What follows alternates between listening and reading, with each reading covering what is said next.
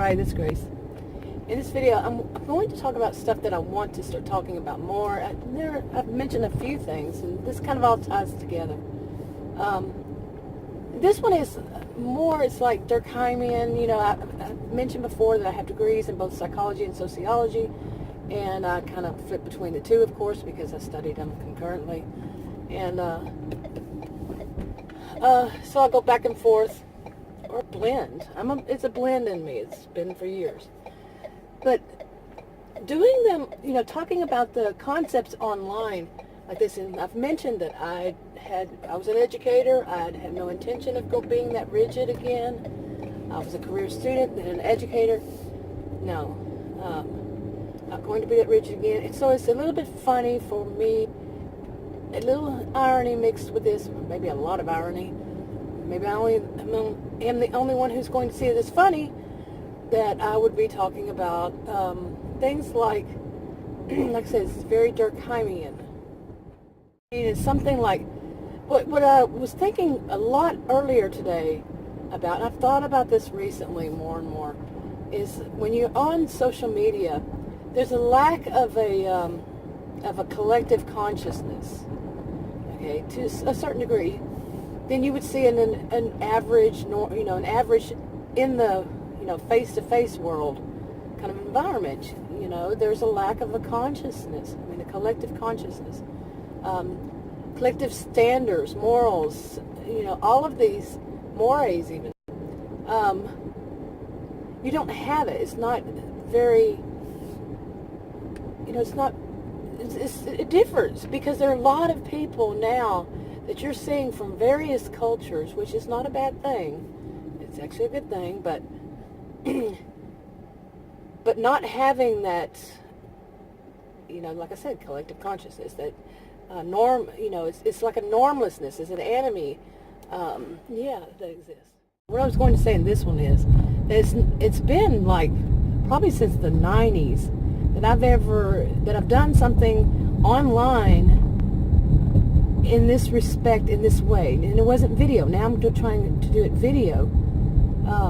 And what back then was that while I was studying for whatever it was at the time, I would use the terminology, the concepts, and all that, and blend it with my life. And it was an online diary. They didn't call them blogs back then.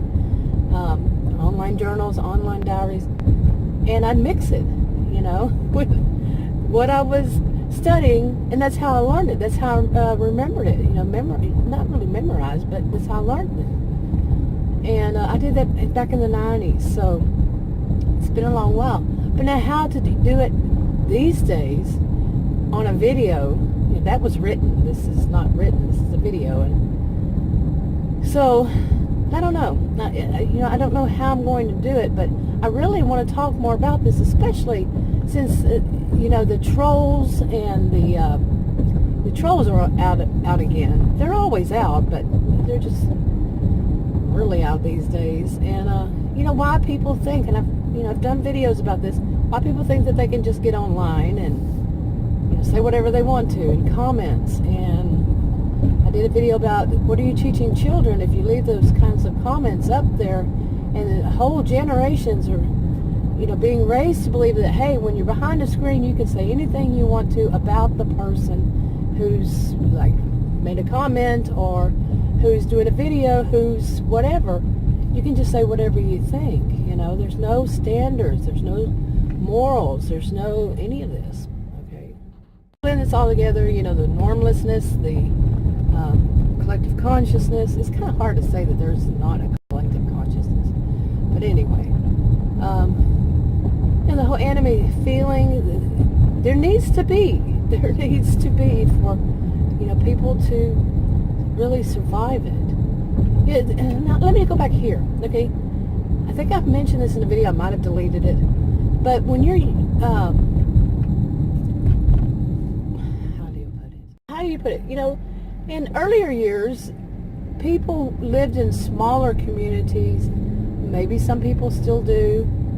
And if you move from a small community to a big, like a large city or something, you would definitely feel it.